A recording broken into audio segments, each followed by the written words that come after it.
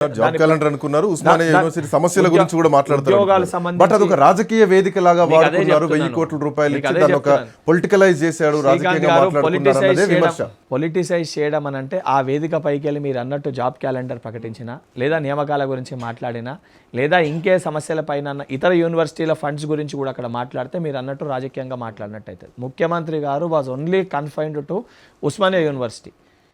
He was very clear. ఆ విషయం తప్ప వేరే ఏ విషయం కూడా ముఖ్యమంత్రి గారు మాట్లాడలేదు. దాన్ని ఏదో అక్కడ వేదికగా వాడుకొని, రాజకీయంగా వాడుకొని లోకల్ బాడీ ఎలక్షన్స్లో దీన్ని ప్రభావితం చేయాలి, లేదా ఉద్యోగాల గురించి మాట్లాడి లోకల్ బాడీ ఎలక్షన్స్లో లాభం చేకూర్చుకోవాలని ముఖ్యమంత్రి గారు మాట్లాడలేదు. అక్కడ ముఖ్యమంత్రి గారు 100కి 100% వాస్తవాలు మాట్లాడారు. ఉస్మానియా యూనివర్సిటీ సమస్యలు మాట్లాడారు, ఉస్మానియా యూనివర్సిటీ ఇన్ఫ్రాస్ట్రక్చర్ గురించి మాట్లాడారు, ఉస్మానియా యూనివర్సిటీ డెవలప్మెంట్ గురించి మాట్లాడారు, ఉస్మానియా యూనివర్సిటీకి నాక్లో పరిస్థితి ఏంది, దాన్ని ఏ రకంగా మెరుగుపరచాలనే దానిపైన మాట్లాడారు. యూనివర్సిటీ అల్యూమినియస్ ఏదైతే ఉన్న పేర్లు, ఏదైతే దిగ్గజాలు యూనివర్సిటీకి వెళ్ళి వచ్చారో వాళ్ళ గురించి వివరించి మాట్లాడారు తప్ప రాజకీయ పరంగా ఎక్కడ కూడా ముఖ్యమంత్రి గారు మాట్లాడలేదు. అండ్ ముఖ్యమంత్రి గారు వెళ్ళిపోయేటప్పుడు కూడా అక్కడ యువకులు 100% వారికి కొంచెం ఆవేశం ఉండే. కొంతమంది దానిపైన యువకులు మాట్లాడుతూ మా నోటిఫికేషన్ గురించి మాట్లాడలేదు అన్నారు. నేను మాట్లాడి చెప్పే ప్రయత్నం చేసినాను. సరే, వారికి ఉన్న ఆవేశం వారికి సమాధానం చెప్పినాం, వారితో మాట్లాడినాం. 100% ముఖ్యమంత్రి గారితో కూడా ఈ విషయం పైన, నోటిఫికేషన్స్ పైన ఈ రకంగా ఉందని, తప్పనిసరిగా దానిపైన కూడా ప్రణాళిక నడుస్తుందని నిన్న కూడా ముఖ్యమంత్రి గారు ప్రెస్ మీట్లో చాలా క్లియర్గా చెప్పారు. దానిపైన కూడా చర్చిస్తున్నాం, అతి త్వరలో దాన్ని కూడా డిక్లేర్ చేస్తామని చెప్పారు. దానికి కూడా కొన్ని ప్రాబ్లమ్స్ ఉన్నాయి శ్రీకాంత్ గారు. ఇదే యూనివర్సిటీలో మీకు తెలియని ప్రాబ్లమ్స్ ఏం కావు.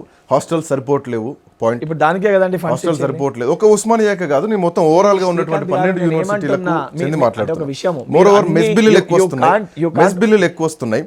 చేతి నుండి విద్యార్థులు కట్టుకునేటువంటి పరిస్థితి వస్తుంది.